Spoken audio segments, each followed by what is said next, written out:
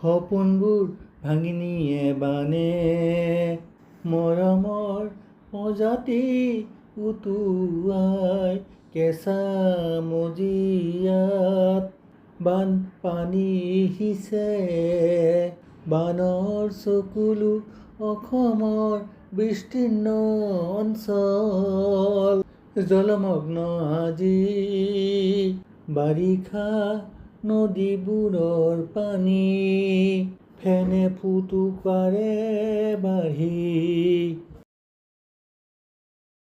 ভৈয়ামত আজি প্ৰবল বানপানী, কালৰূপ বানপানীয়ে পলকতে সমুদ্ৰৰ দৰে কৰি দুখীয়াৰ ঘৰ ভাঙি চিঙি, কৃষকৰ বুকুত কুঠাৰ মাৰি ধ্বংসলীলা ঘটাই অসমীয়া জীৱন ধূলিসাৎ কৰি।